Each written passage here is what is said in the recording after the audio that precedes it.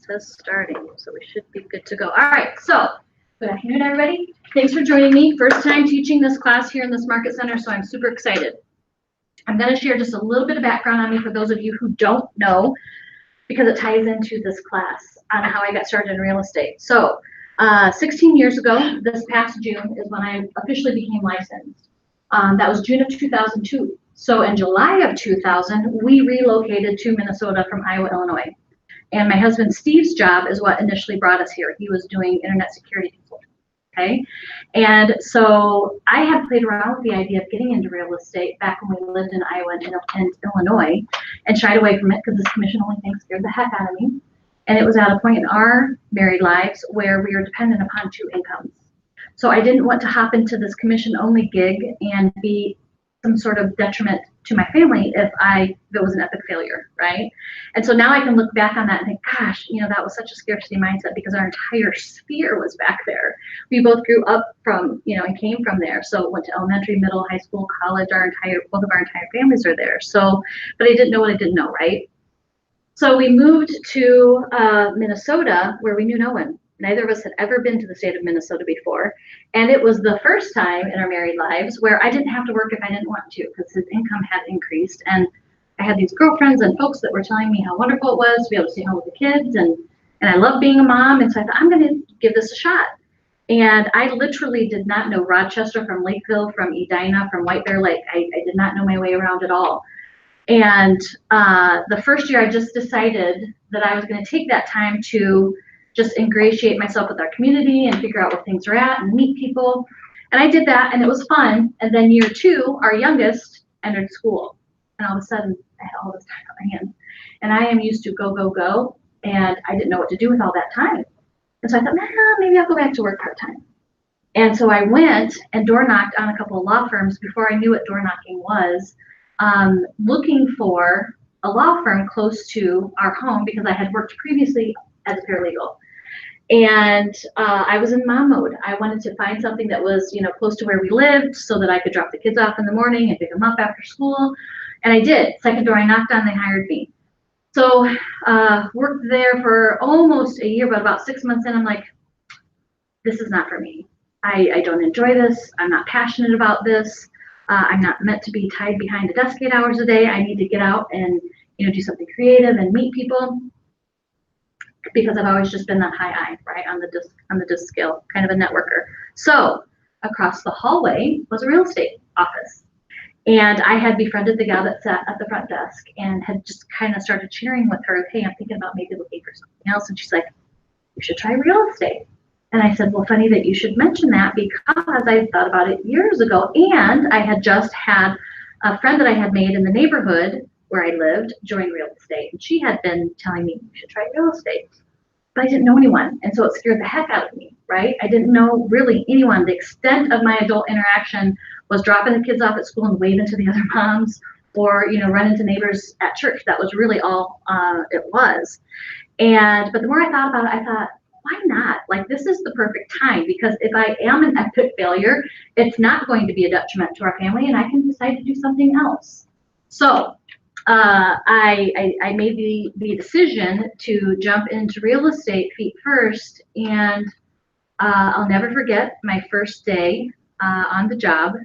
And most of you guys know the first 10 years of my career I spent at Edina Realty, and have absolutely zero negative things to say about them, other than they're just a different model, right? And I didn't know what I didn't know. And I chose them because they were close to home, and I could drop the kids off in the morning and pick them up after school. And I distinctly remember filling out my paperwork and going up to the front desk and dutifully handing it in and saying, okay, I'm ready, like, what's next? And she walked me back to a shared resource area, much like the one we have, and said, okay, here's an area where you can sit, leave your things overnight if you want to, and let me know if you have any questions.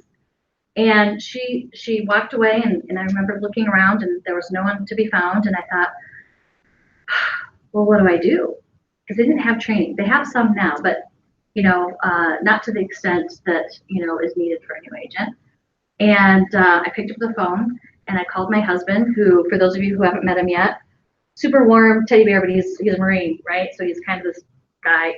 And he's like, hey, how's it going? And I'm pretty sure through tears, I said, I think I just made the biggest mistake of my life. And he, what the heck happened? I saw you an hour ago. You're ready to start the real estate world on fire. Like, who do I need to come pummel? And I said, he's like, what are you talking about? I'm like, I don't know what I'm doing. I don't know what I was thinking. We don't even know anyone here. Who in their right mind is going to want to, list their home with me? Who in their right mind? How am I going to find buyers? And he said the best possible thing he could have to me at the time, and he hates that I share this story, but it's an important one, I think. He said, suck it up, Buttercup. This was the decision that you made. This was the choice, that you wanted to move forward with, and you'll figure it out. Roll up your sleeve. Please, quit feeling sorry for yourself. So I thought, well, that wasn't very, supportive. And, but the reason why it was the best possible thing he could have said to me is because he knows me like no one else, right? And he knew that I could do it, and he had faith in me, and that's exactly what I need to do. So I wiped the tears, rolled up my sleeves, and I started walking around the office and introducing myself to some of the agents and letting them know that I was looking for open house opportunities, because I don't know, I had heard somewhere along the line that that's what you should do, so that's what I did.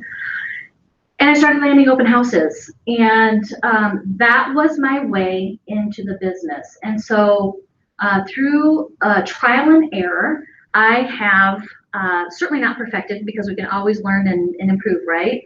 But I've come up with my own sort of systems, the to-dos and the not to-dos when it comes to open houses, because I've made a lot of mistakes along the way. But one thing I'm really, really good at is I'm really tenacious. And when I make up my mind to do something, I go all in and I fully commit. And that's probably what helped me push through all of the mistakes that I made along the way. But one of the things that struck me was I thought, okay, what can I do in order to find business that is not going to be really expensive, because I didn't even have my first client yet, let alone my first closing, right? And we were in a financial position to where I could spend some money, but I had just made up my mind early on. I wanted to limit that until I started making money. So I thought, well, open houses seem like a good option, because mainly what that's going to cost me is my what? Time, right? And it's going to cost me very little money. So most new agents, and certainly I'm sure that those of you who have been in the business for a while, you can agree or you remember, we have a lot of time and very little money when we're first getting into the business. So open houses seem to be a good choice. So I started doing open houses, and when I said I'm an all-in kind of person, I did them every single weekend without fail. Okay, so I'm going to take you through this process, and this is collaborative. I want you guys to ask questions if you have them. Please share input from those of you who have things that maybe I don't cover that you think are really important for folks to share. We have a guest today who's getting into real estate, and so for those of you who do have some experience and things that you'd like to share, please know that they're welcome. Okay, so we are going to talk about how to rock your open house. I can have Dylan fix that logo there at the top. All right, so when I first got to the business, I thought doing an open house was, well, I just need to go out and stand inside this home so I can help get it sold, right? Is that why we do open houses? It's part of why we do open houses. Is it the only reason why we do open houses? No. Why else might we want to do an open house? Why do you want to go spend your time if you don't have listings yet, or if you do have listings, holding a house open? To meet people who haven't hired a realtor. Yeah, to pick up potential clients, right? To grow our database. We use that open house as leverage to grow our database. And if you happen to have that, high I personality, it's a really great medium for you, because you love interacting and meeting people, right? You love this, the one-on-one sort of thing. That's not to say that you can't do well at open houses. If you're not that high I, you still certainly can. And we're going to go over some of that. So the main thing is just recognizing and realizing that those are a tool that we use to get some attention and focus on the listing, right? But also to grow your database and pick up clients potentially, okay? So one of the things that I realized right away was consistency is key when holding an open house. And what I would tell the agents when I was productivity coach, when I would coach with them, is one of the fastest, most cost-effective ways of building your business is through open houses. And I also wanted to impress upon them to realize that not every open house that you hold is going to be a success. In fact, just plan on that, right? Because then you're not disappointed when you hold an open house when it's 30 below, you know, and the snow's coming down, and no one shows. Because you can have perfect weather, 70 degrees and sunny, and no one shows for whatever reason, right? And so I remember holding open houses and them being a complete bust and feeling like, well, that was a big fat waste of my Saturday or my Sunday. I could have spent, you know, those couple of hours with my family or slept in or, you know, whatever. And I quickly realized that there's no such thing as wasting your time at an open house, even if you don't have anyone show up. And that light bulb moment hit me one day when I was walking out of church on a Sunday, and I was getting ready to go to an open house.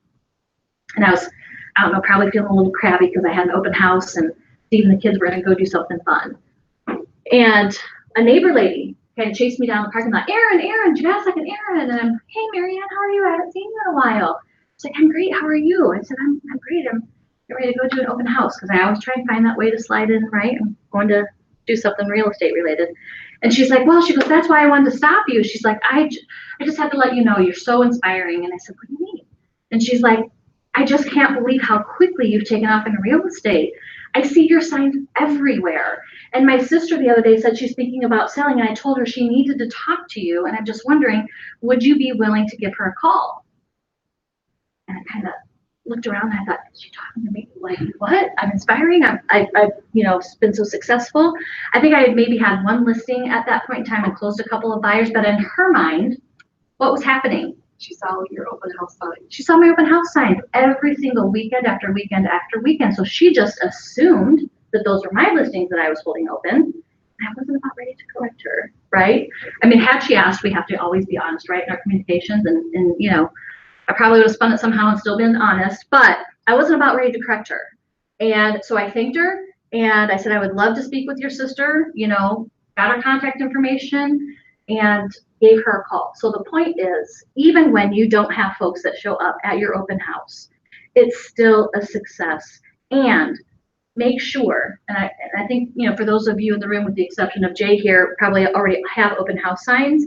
But when I would start coaching with brand new agents, hey, Mike, come on in. One of the first things that I would recommend that they invest in for open house signs was their name, their logo, you know, and whatnot. Because if I'm going to spend time, if I'm going to spend my weekend or my Sunday holding an open house, it better be worth it, right? And I want my name out on that street corner.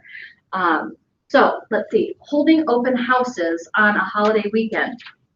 And again, I learned this through failure, right? When I said that I fully committed, I told myself I'm holding them every single weekend, much to my husband's chagrin. Mother's Day weekend, Easter weekend, 4th of July weekend. He was crabby. He was not happy. And I thought, hey, this is my job. This is what I do. And it's not all day. It's a couple of hours. Deal with it. So the other agents thought I was nuts. The mega agents in the office were more than happy to hand over their open houses on those holiday weekends, because where do you suppose they were? With the families, up at the cabin, celebrating whatever, right? And so those, you know, those were always available, and I always took them. So what I began to discover was, on those holiday weekends, my ability to pick up a new piece of business was exponential. And I thought, what is going on? Why is it every holiday weekend I seem to, you know, have buyers just coming out of the woodwork? Well, as I started to think about it, I thought to myself, well, number one, all the megas are gone doing the fun stuff, right? So the other folks who I am doing open houses at the same time they are also probably the newbies. And I was probably one of the more experienced newbies, because I was doing them every weekend and they were doing them haphazardly, right? They had not been consistent. The other thing that I realized was the serious buyers are out over the holiday weekends, because otherwise they'd be up at the cabin or celebrating something, right? So folks who were ready to buy now, they're going to be out on those weekends. So that's something to think about as well. All right, so now that's what I tell folks. Don't be afraid to be the one that takes the open house on the holiday weekend, all right? The next thing that I began to notice as I had more and more open house opportunities, what started happening in the office, by the way, was really interesting.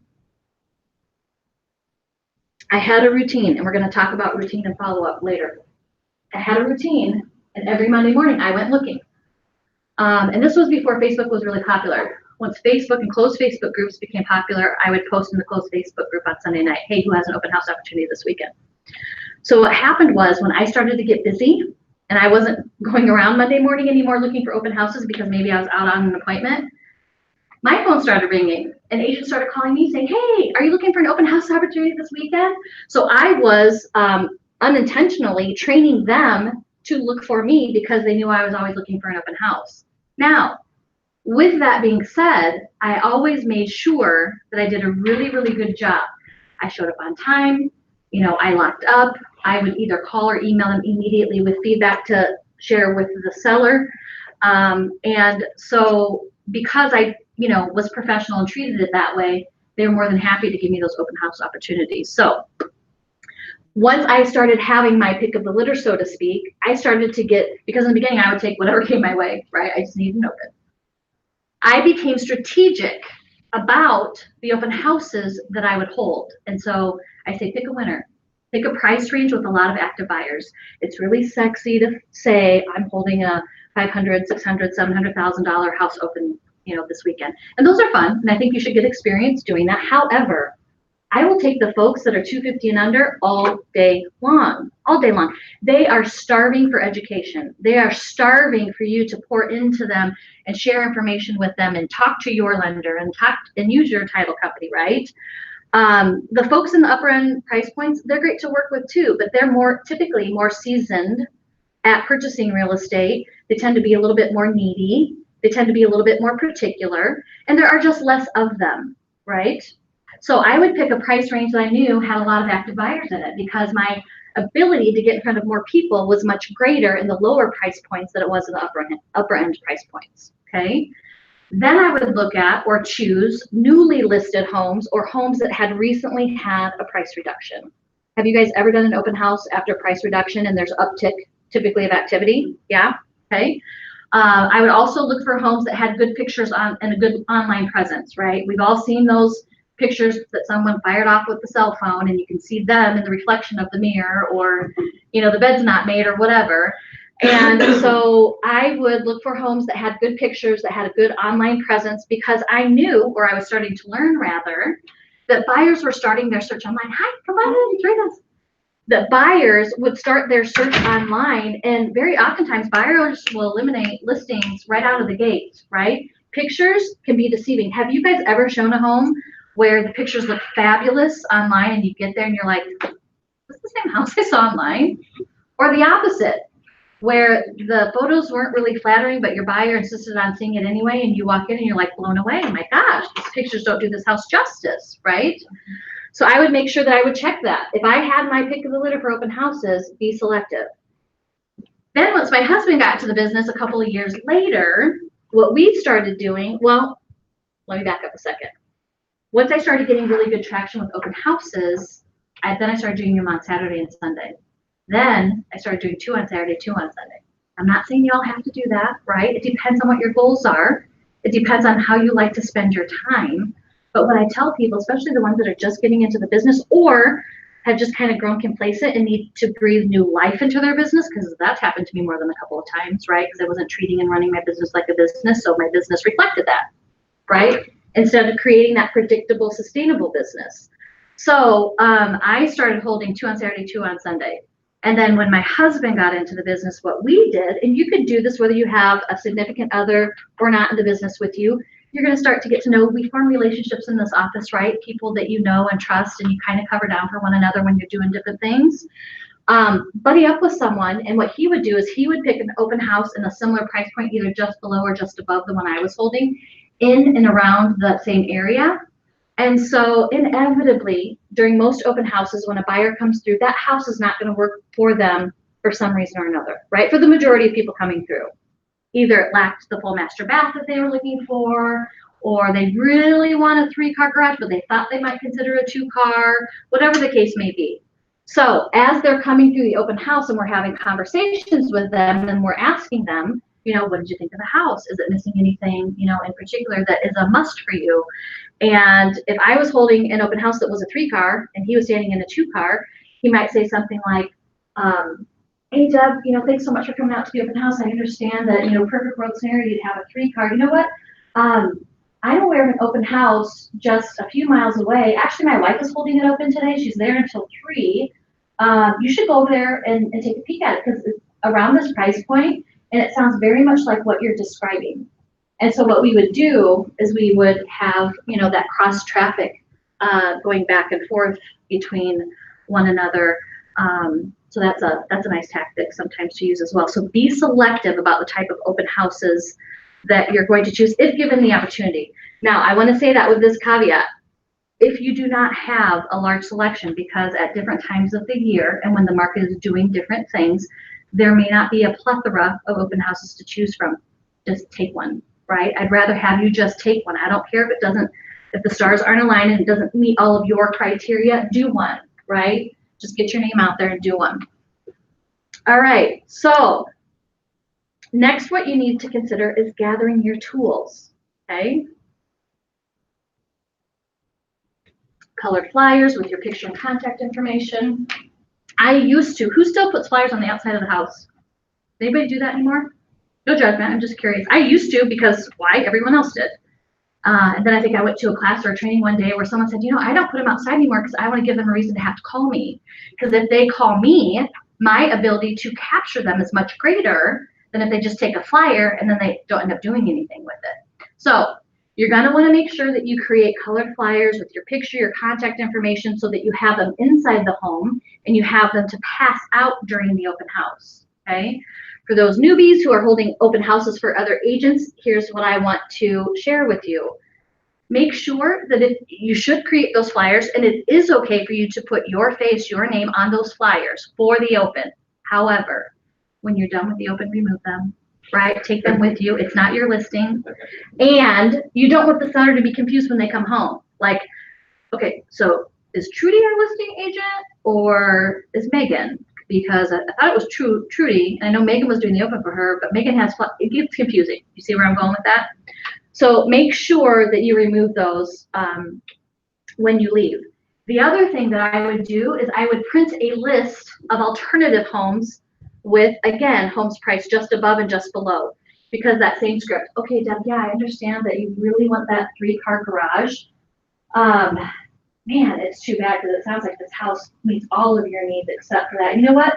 I am aware of another home not far from here that has that 3rd stall and might open. I close up at 2 o'clock. I could meet you there at 2:15 for a private showing. Is that something you'd be interested in meeting me at? So once I knew the inventory, so I would study the inventory again because I had tons of time. So I spent all kinds of time on MLS, just looking at the inventory, looking at the pricing. I'd click through the pictures. I'd take the time. And the place that I chose to focus on first was where I lived, which was in Lakeville. So I knew the Lakeville inventory better than anybody, or at least it felt like I did. I'm sure there was someone who did. But I was on MLS all the time. And once I learned it really well, it really didn't take more than maybe an hour to just really know the inventory well. And so I would print initially I would print a list of backup homes that were similar to what I was holding and similar in the price point, so that I could have that conversation and say, you know what, I know of one. It's like dangling that carrot, right? I know of one. The other thing is I never start, and this is the wonderful thing about real estate, we're all independent contractors, so you get to decide and choose for yourself how you want to conduct your business, right? So this is how I do business. I'm not saying it's how you have to do business. I never start with, I always greet people when they come into the open house, and it's something like, hi, my name's Erin, I'm the listing agent, and you are? Deb will come. Deb, thank you so much for coming out today. How did you happen to hear about the open house, if you don't mind me asking? I saw the sign. Okay. We like to just track how people are finding out about our open houses and what kind of marketing is working. So Deb, tell me what brings you out today. Relocation. Okay, relocation, all right. And so do you have a particular time frame in mind that you're looking at that you have to be into a home by? Within the next 60 days. Okay, all right. So how are you, for the most part, finding out about open houses? On the computer. Okay, perfect. That's a great resource. Deb, has anyone ever offered to set you up on a private MLS search? No? Okay. Do you mind if I just kind of share with you what that is? Please. All right. So there's an MLS system that only agents, licensed realtors have access to, not to be confused with the MLS online, okay? The private MLS system.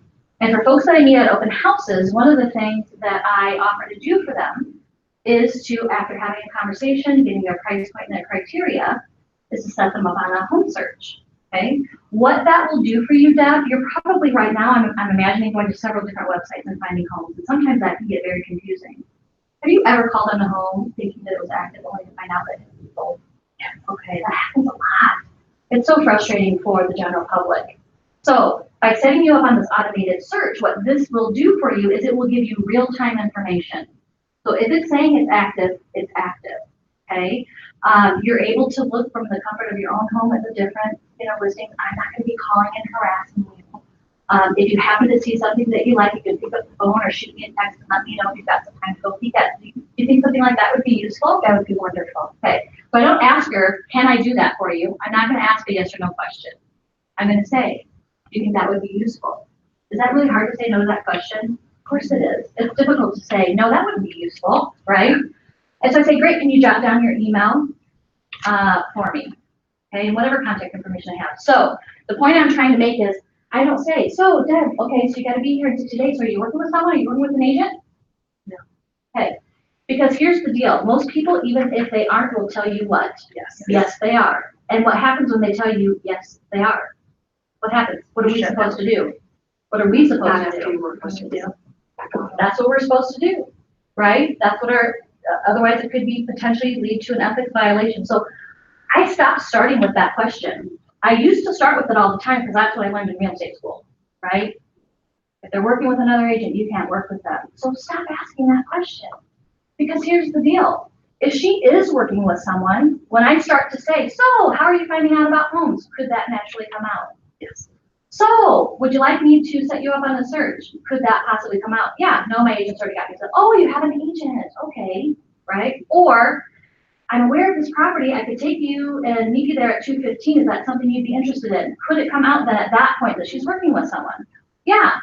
So there are ways that we can get information and share information without starting with that question, because I don't know about you, but when I go shopping, almost always, even if I'm looking for a specific item and a salesperson walks up to me and says, hey, so can I help you with anything? I'll say, no, thanks, just looking, right? Even though I could use their help, right? I just don't want to get caught up in the salesy conversation. That happens at open houses too, right? Because we have the different personalities. The high I's, they're going to want to have a conversation with you all day long, right? The other folks, maybe not. All right. So, sorry, sometimes I get off on a tangent there a little bit. What I don't do now is I don't bring that list with me anymore, because people say, oh, well, can I take this with me?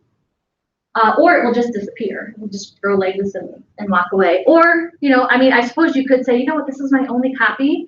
If you want to leave your email, I'd be happy to email you some information, right? So I also don't have, and again, this is just I've tried it both ways. I've had sign-in sheets and registration forms, and I've not had them, okay? I don't use them. It's okay to use them if you want to. My husband sometimes will. And the reason why I don't is this.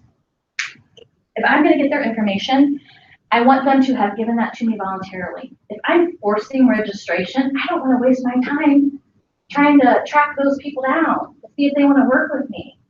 I would rather spend my time building rapport with someone. And the thing that switched with me was when I started learning about the DISC. Does everybody in here know what the DISC is? If you don't, please raise your hand. Don't be shy. Jay, you don't. Okay. So the DISC is a personality profile. So the D stands for very direct, very driven. I is the influencer. You're a people person. Okay? So I'm an off-the-charts DI or ID. And as someone who's very systems-oriented, right? They have to have their systems in place in order to function. I like systems, and I certainly appreciate what systems can do for me, but I'm not one to create them or spend time in them, unless it's just data entry, because I met a client, potential client. The C's, they're very compliant. All the I's are dotted, all the T's are crossed. Again, I recognize the importance for that, but I'm always going at, 200 miles an hour. So sometimes I miss details because of that, right? So I chose, once I started to learn more about this DISC and the KPA, which is another test, it was very interesting to me. And I learned a lot about myself. I learned a lot about my husband. I learned a lot about how to communicate with people, right? And so when I first started holding open house, I'm going to freak out for a minute. Will you play with me for a second? So Megan's a client walking in, all right? Okay. And this definitely would not work with you. I don't think I would walk through with my open house. It's just knowing you. And so she's walking through the door and I'm like, hi, my name is Erin, and you are? Megan. Megan, how are you? Good. Thank you so much for coming out today. What brings you out? Just coming to look at the house. Okay, so if I'm meeting her with all of this energy as a high I, which is what I am naturally, and she's not a high I, she's gonna be like, sister, take it down a notch or two. I've only known you for 3 hot seconds and not liking what I'm feeling, right? She's gonna avoid me for the rest of the time that she's in the open house because she doesn't like that high energy. She's not my BFF. I might think I'm hers because my high I, but she definitely doesn't, feel the same way. And so what's gonna happen is after I have my little combo with her and then give her a flyer and let her walk around the house, she's gonna avoid me like the plague, right? She's gonna peek to see if I'm, in the room she's getting ready to go into next, or is she talking to anyone else? Can I sneak out the door, right? And I probably lost a ton of potential clients that way because I just thought because of my high I and I love people, naturally they're gonna love me right back. Not how it works. Not how it works, right? And so I studied the disc. I took the disc. I made all my family members take the disc, and I'm pretty good at it now. And usually within about 2 to 3 questions of coming in the door, so the first maybe 10 to 15 seconds, I can pretty much peg them where they lie, right? So for that high I, I'm going to bring the energy. If they're a high D, I'm going to be very direct. So, what are you looking for? And what you got to be in there by, right? I'm just going to go right for it. If they're an S or a C, I know that I need to start talking about, so what is your preferred timeline? When would you like to be in a home? If they're that C and sometimes that D, they want details. They want information. They want to know what schools are associated to the house that I'm holding open. They want to know what the average price per square footage is. And that's not my natural personality profile. So I have to work harder when I'm engaging with those people because that does not come to me naturally. And the way that I overcame that was by studying the market, was by knowing the average price per square footage in Lakeville, was by knowing what the comps had sold for, right? So that's how you win that war as a new agent. Signs, we talked about that. Name tag, of course. I would wear that bad boy everywhere, so much to the point to where before Steve joined me in the business, we were in church one Sunday morning. Is anyone in here Catholic or familiar with like Mass? Okay, so we're Catholic. And during Mass, there is a moment in time during the service where, is anyone, peace be with you, right? Peace be with you. And so he'd always give me a little peck on the cheek, sometimes. And so he went in for the peace be with you, and he pulled me in. I'm like, ooh, he's pulling me in to give me a little peck. And I'm like, peace be with you. I go in for my peck, and he whispers in a low voice. He looks down, he sees my neck. He said, really, Erin? Really? He's like, what? I wear that thing everywhere. He now understands because he's in the business, but before then he knew I just didn't have a shut-off switch, right? So name tag, don't be that secret agent. Do not be afraid to promote yourself and have that information out there. All right, so business cards, yes, yes, yes. Open house registration or notepad if you choose to do that. Some folks have even done the iPads where they just electronically, I'm just not that fancy. You guys have probably heard before, I'm not very techy. My husband would probably love to try something like that at some point in time. And then laptop, I'll leave that up to you. Sometimes I worry about that sort of thing. If I get busy in an open house and I'm there alone, I don't want it walking away. I usually will leave my purse or anything valuable in the car, locked in the trunk, things of that nature. So again, I'll leave that up to you as to how you feel about that. All right. Once you have secured your open house, advertise often and early. Where are some of the places we can advertise open houses right now that don't cost us anything? Facebook, Twitter, Instagram. MLS? Are you guys able to put your MLSs in CMAR? You'll be able to do that in North Star. So I did it in North Star for this weekend. Perfect. So as soon as I grabbed that open house on Monday, or even if it was later in the week, I'd immediately go in or have the listing agent go in and put the open house in there. Do you guys do the sign writers that you can hang from the main signs now? No? Okay. Do you guys have the big signs that are installed on the posts here, or do you all do step-ins? Post. Post, okay. And you guys don't use the little like writers open Sunday 12 to 2? And you don't have to. I don't use them as much anymore, but I did. You could do that, put it out at the house, because then as people are driving by, you know, all week long, they'll see that there's an open house coming. Social media, I was huge at, or I am huge at. I remember back in the day when I first got into business, we used to spend thousands of dollars on newspaper ads. Thousands of dollars on newspaper ads, right? Why? Because everyone else did, and if you didn't, you were not relevant. And your clients, that was their expectation, is that they would see their home in the newspaper on Sunday. Color, ad, right? With the internet and social media platforms, I just don't see them anymore. Again, I don't know what's happening down in this market, but certainly up in the cities, you just don't see them anymore. So advertise your open house early, often. Door knock, invite neighbors to the open house. A really easy script for that is, you know, hi, my name is Erin. I don't know if you happen to notice, but there is a home for sale down the street, and I'm going to be holding it open this weekend or today, you know, from 12 to 2. I would love for you to come down and take a peek at it if you're interested. Oftentimes I find that folks in the neighborhood know someone else who also wants to be in the neighborhood. Statistics also show that when a new home goes on the market within 90 days, there's usually 2 to 3 people within a 2-mile radius that are also thinking about selling. So, you know, since I'm here, do you mind if I ask, have you thought recently about selling? No? Okay, thank you so much for taking a second to think about that. Can you do me a favor? Can you just think for a second about whether or not you've come across anyone else recently who's thought about buying or selling? Right? Is that a good use of your time? You have a reason to knock on their door. You're holding an open house. All right, so you can door knock and invite your neighbors. Put my signs out early. My open was from 12 to 2. I enlisted the kids. We got up in the morning. I bribed them with donuts or something, I don't know. And we would go and put the signs out, with the exception of the one that you put in the yard, because you don't want people knocking on the door at 10 a.m., right? We would put the signs out early, and I would leave them up late. I would pick them up at the end of the day, right? Because what was happening? People were driving by my signs all day long, right? All right, so, and then get on the phone and circle prospect. Has anyone here ever done that? There are tools and platforms that you can subscribe to. And I believe there's some tools in North Star that you can use to get phone numbers of folks nearby, and you can circle prospect. It's the same door knocking script. Yeah, I'm calling today. I'm going to be holding a house in your neighborhood open later today, things like that. All right, so again, we talked about either when you're not really busy or you're a newer agent, having a lot of time on your hands. So I would preview houses all the time. I would go to broker opens all the time. And it's because I wanted to be able to go into the homes and not only be aware before arriving what the price point was, but be able to see the condition, right? Especially as a brand new agent. I remember going on my first broker open. I think it was my first week in the office, and I just followed suit. I went with everyone, and we, do you guys do broker opens here? Yeah. Yeah, okay, good. I wasn't even quite sure what broker open was, so I think I just piled in the car with everyone else, and then I get there and they feed me, which I thought was really nice.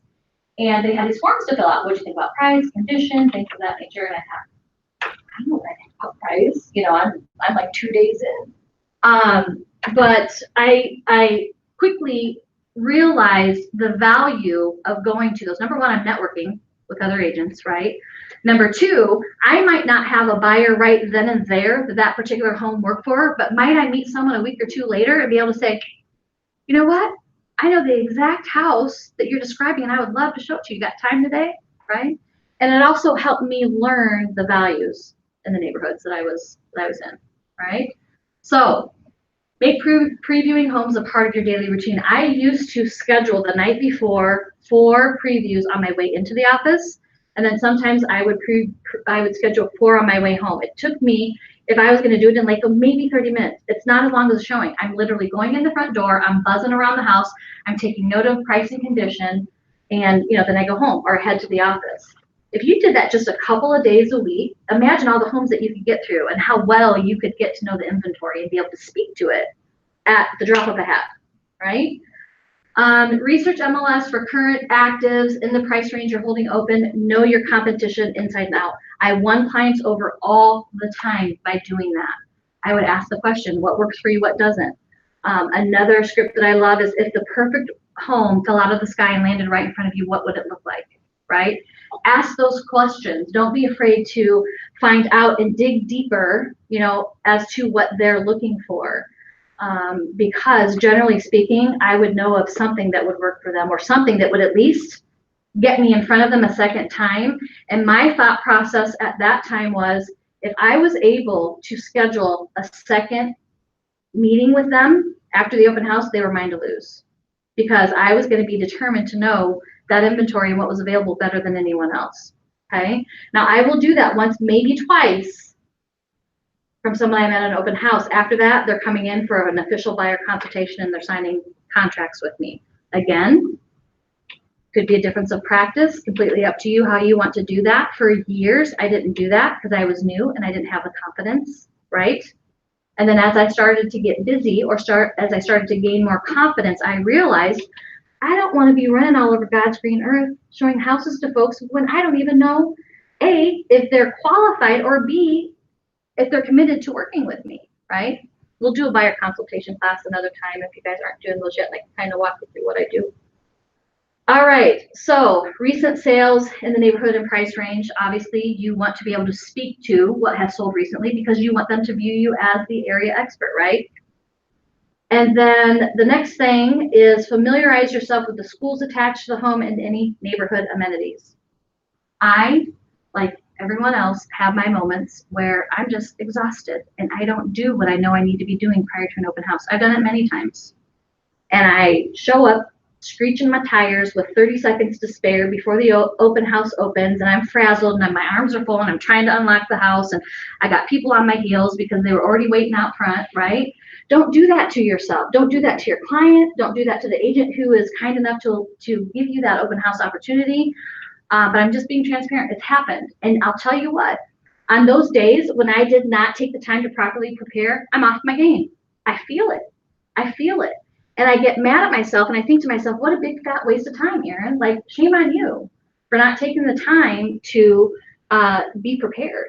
And let me tell you, on the days where I am prepared, I am like ready to just light everything on fire, right? Like, I just can't talk to enough people because I just feel like I'm firing on all 4 cylinders, right? And things are clicking.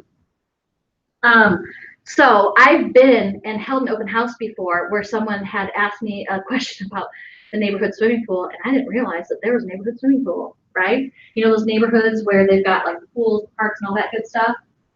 I felt like an idiot, and I probably looked like one too.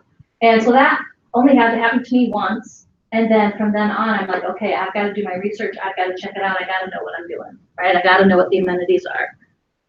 All right, how we doing? Any questions so far? Okay, I'm going to keep clicking. This hour always goes by so fast. The morning of your open house, we talked about putting your signs out early. Dress the part. You always want to project that professional image, right? You don't have to be dressed to the nines all the time, but at a minimum, think business casual, right? I might get a little more dressy for my listing appointments, depending on my audience and the price point, but think business casual. We talked about arriving early. I like to arrive early, set the stage, open the blinds, turn on the fireplace this time of year. Maybe the Vikings if they're playing. I like to just kind of acclimate myself to the floor plan if it's one that I haven't been in before. If I have time, I may have previewed it earlier in the week as well, right? My flyers out, my business card, and then again, just familiarize yourself with the house. Did the kids leave in a hurry and I need to straighten the bedspread, or is the toothpaste in the sink, or dirty dishes, can I toss them in the dishwasher, whatever the case may be. All right. So you're open for business. Now what? Now what do we do? We're at the open house. We've set the stage. Now what? Sell it. I can tell you what we don't do. We don't go sit on the couch and, watch the game the whole time, right? While people are walking through. Or we don't bring our laptop and spend the entire time, I don't know, on Facebook or our cell phone, right? We can do that now too. If you've gone to all the trouble of finding an open house, securing it, advertising it, getting ready for it, why in the world would you not want to engage with people as they come through the door, right? So Greet each guest with a warm welcome and eye contact.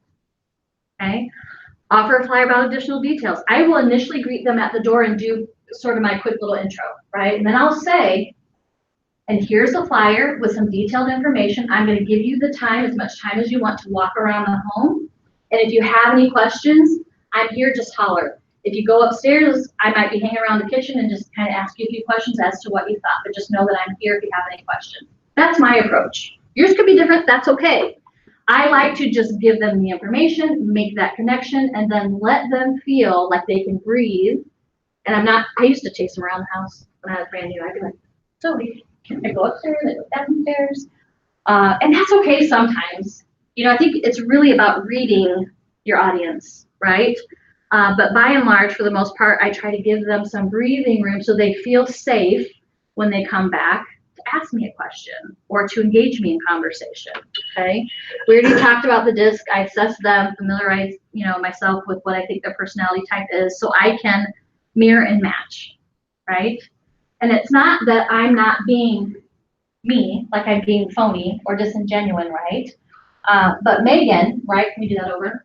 So I first met her with a lot of high energy, right? So what might really happen when you come to my open house is, hi, I'm Erin, I'm the listing agent. Thank you so much for coming out to the open house today. Hey, how's it going? Great, how are you? Good. How'd you happen to hear about the open house? You mind me asking? We saw it online somewhere. Okay, awesome. Here's a flyer with some detailed information. Okay. Go ahead, take a peek around. If you have any questions, just holler. As you come back through the kitchen area, I might get a few more questions if that's okay. Sure. Right? So my speech slowed down, my volume came all the way down, right? And I met her where she was at instead of coming at her with all of this energy, right? So as soon as I figured that out, and as soon as I started doing that, my ability to pick up clients increased significantly because I was then meeting them where they were at and I wasn't scaring them away or turning them off. So when I ask those questions, how'd you hear about the open? What brings you out today? What am I doing? I'm building rapport and I'm fishing, right? I'm analyzing. I'm doing an analysis of what their needs are and why they're out there, right? Time frame, price point, urgency, things that are important to them. And then I offer to provide information on my list of alternative homes. If when they come back through the house and say, yeah, this really doesn't work for me, I'll say something like, well, tell me more. What does that mean? What does that mean to you? Or what does the home lack? What is it missing? Tell me more, right? Don't be afraid to ask that additional question. I think a lot of times human nature kicks in when it says, yeah, this really doesn't work for me. You're like, okay, well, thanks for stopping by. Have a great day.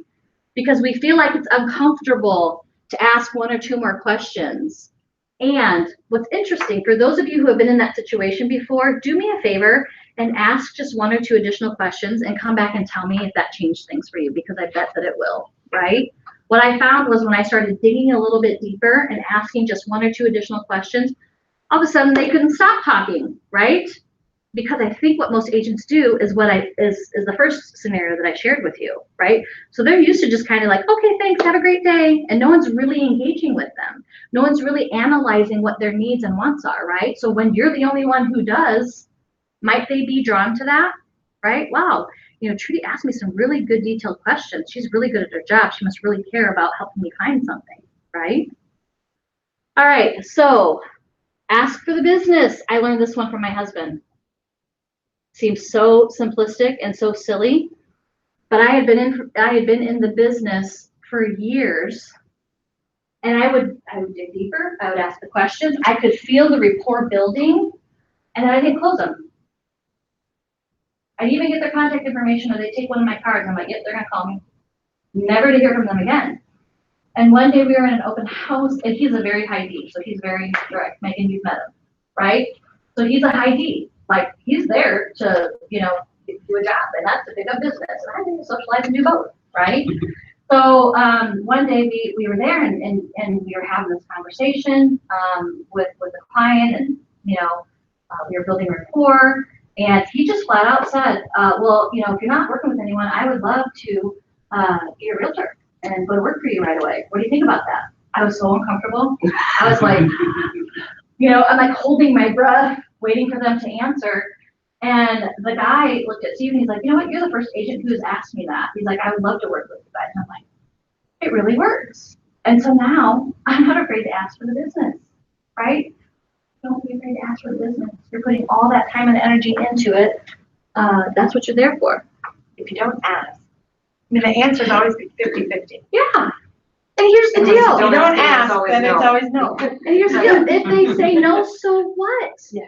Guess what's going to happen then? I'm going to redirect my energy to this person that's at the open house. I would rather work through them and exclude them and move on to other potential folks than spend 20 minutes talking to someone who's never going to use me, right?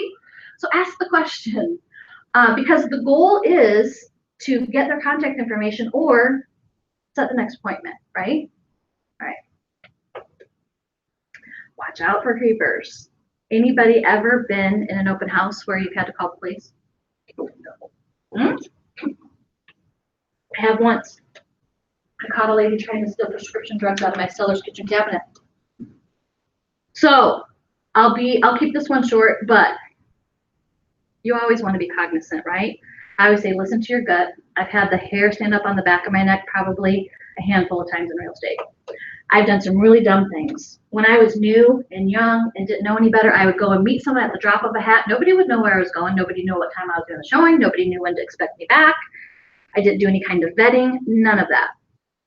And so, ironically, when my daughter-in-law, the ex-wife Carly, got into the business, my mindset changed because I was worried about her. Wasn't worried about myself. For years I had been in the business, but when she came into the business, I thought, oh my gosh, Carly, you can't go out and meet this person. You don't even know them. Like my mom instincts kicked in, right?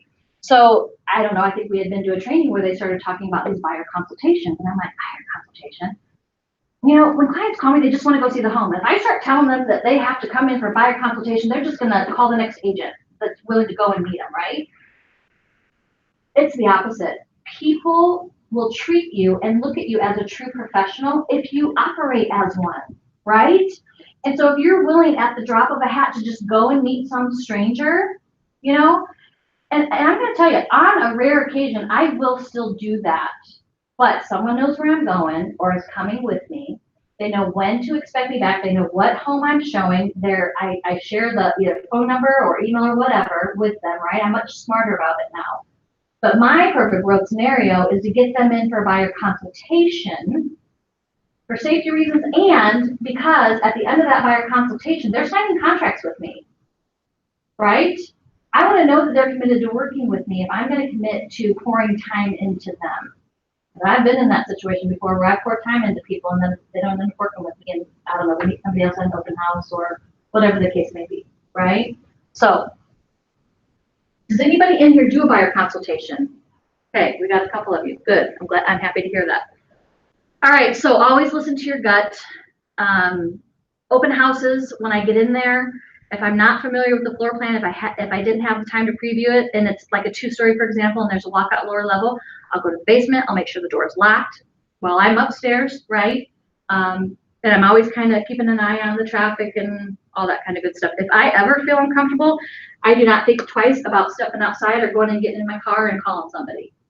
You know what? As far as I'm concerned, they can do whatever they need to in that house. I'm not going to put myself, you know, or anyone else at jeopardy. I got scolded by the police officer that I called because I confronted the lady when I found her stealing prescription drugs out of the home. And he's like, don't ever, ever confront a criminal.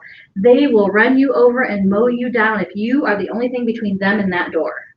I made her empty out her pockets, her purse, her coat, because I felt responsible for and protective of my seller. But when I look back at it now, it was stupid. It was dumb. Yeah, I got a gun. Yeah, I know, exactly, Yeah. right? But your adrenaline is going at the moment, and I had never had this conversation or prepared myself for if and when that happens. And next time, what I would have done when I caught her is I would have walked immediately back out the door, either got in my car or stepped away and called the police. And as far as I'm concerned, she could go to town inside the house, right? Because safety first. And my sellers would feel horrible if something would have happened to me, right? You can replace prescription drugs. All right, so follow-up is where you win. This is where a lot of agents lose because of their lack of commitment to following up, right? You have this great open house, you've collected, 6 contacts, and you're super excited and you go home and either you lose the piece of paper or you don't take the time to put it into your database or you don't set up the searches that you promised them that you'd set up for them.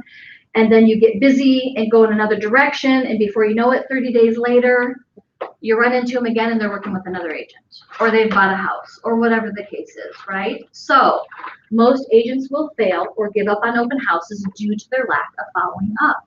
So I had a system on Sunday night after my open houses. I would, after dinner, and the kids were, doing their thing, I would sit down at my computer and I would add everyone in from the open houses that weekend. I would set all of the folks up on the automated home searches that I promised to set up searches on. But here's the thing, I didn't set the search and forget about them. What I did was I would set the search, I would blind copy myself, you guys can do that, yeah. And then I would set a reminder on my calendar to follow up with them in 2 to 3 days. Whether it was text, phone call, email, hey, just wanted to make sure that you got the automated search, were you able to log into the system okay? Just a reminder, if you happen to see anything that you want to see, don't hesitate to reach out to me. Don't feel like you have to come up with a list of 3 or 4 before we go and look out. If you just see one that you're excited about and you want to run out over lunch, I'm your girl. I'll meet you there. I'll schedule the showing, okay? So I would make sure that I set them up, I added them to the database, I set myself a reminder, and then what I would do is as the searches started pinging in my email box that I was copied on, I would actually open them and look at them, right, and see, was there a fabulous property that, met all their criteria? And if there was, I didn't do this every single time an email came, otherwise they'd start avoiding my phone call, but I would be purposeful and strategic, and I would say, hey, Mary, I know that we met 2 weeks ago at the open house, but did you see the email that went out today? This is exactly what you described to me. This looks like an amazing property. Can you go take a peek at it today? Right? That's a reason to be able to reach out to them and follow up with them. So make sure that if you're going to do that, that you're checking the emails so that if there is a potential or a reason for you to have to reach out and call them, that you take advantage of that. So the other thing that I would do is I would network with other agents in the office and we would talk about the coming soons. Does anyone have, a 2-story in Lakeville between 250 and 275 that's not yet on the market? We've seen everything. My buyers are getting frustrated. Who has something that's getting ready to come on the market? And I would not only do that within my office, but remember when I talked about broker opens and the importance of going to those and networking? Who are we connecting with? People from other brokerages, right? Yeah? So as you start to create those relationships, is it much easier then for you to call up who you know to be mega agents? Say, hey, Cindy, it's Erin. I met you a couple of weeks. I walked through your broker open. I'm working with this buyer right now. We've seen everything on the market. I've networked it within my office. I'm just wondering, do you have anything coming soon that meets those criteria? Do they want to share that information with you? Heck yeah. They want to get their listing sold, right? So don't be afraid to pick up the phone and do those sorts of things and spend time. I wish I would have recognized the importance of that networking much earlier in my career. What happened with me is I got busy so quickly that I just focused on the business in front of me instead of remembering that I need to be doing lead generation every single day without fail. Otherwise, I'm going to look up one morning from my business that I just closed and realized I have no business because I haven't been lead generating, right? And oh, by the way, it's amazing the opportunities that show up when you start networking with other folks, right? They just know that you're a mover and a shaker and you're getting after it, so they want to give you the information. Just make sure that when you get those calls, you do the same, right? It's a give and take. All right, so we talked about creating the task follow-up and reaching out to them within 24 hours, 48 hours of the open. So I say now go wrap it up with them. What are some of your ahas? Anything from the seasoned agents that you're like, oh wow, never thought of that. That's a great idea. Or some of the newer folks, wow, I didn't know that we could do that, or I should do that. What do you have? Anything? Part that I always forget to do is the research. Like I always check out the house. I know if it's not my listing, if I'm doing one for somebody else, I always go through that and know what that is, but I just don't necessarily, especially if you're doing one in another town. Mm-hmm. You're doing a small town, and then they're like, well, how many houses are for sale in Chatfield right now? Some, like, I don't know. Mm-hmm. And think of how that conversation would go if Megan could say, well, between 225 and 250, there's, 32 homes for sale. I don't know. whatever. They're looking to us to be the local expert, right? Real estate is as much of an art as it is a science, right? So the science is the data. Those are the details, average price per square footage, right? The art comes in where you can finesse. Hey, you know what? There are 32 homes available, and stuff, right? So they're looking to us for that information. So yeah, and it's hard sometimes to remember just to dedicate that time. But man, if you guys are gonna, spend the time, money, energy, resources on holding an open house, make it worthwhile, right? And I think what we all fall into from time to time is just that trap of, just putting the sign in, showing up 5 minutes before, putting my flyers out, hey, thanks for coming out, sort of thing, instead of being ready and being prepared. What else? You talked about after they come back, you sit down on Sunday night and send a home search out to them. Mm-hmm. We have a class going up on that. We can certainly put one on the calendar. So an automated home search through MLS is what I set up. That's going to be North Star now, right? Yep, it's going to be North Star. Yeah, we're going to be having classes on North Star still continuing, but yes, absolutely. Or, if you don't want to wait until class hits the training calendar, hit Nikki up and schedule some time with her, and she'd be more than happy to sit down with you and show you how to set up an automated search, or anyone in leadership for that matter. So you have an email that goes out to them too, right? I will send an email outside of the system that says, hey, I just want to let you know, I just set up that automated search for you. So look for something from North Star. There is a link that is embedded in the email, and you have to click on that link in order to start the search. If you don't within so many days, it will expire, and I'll have to, set you up again.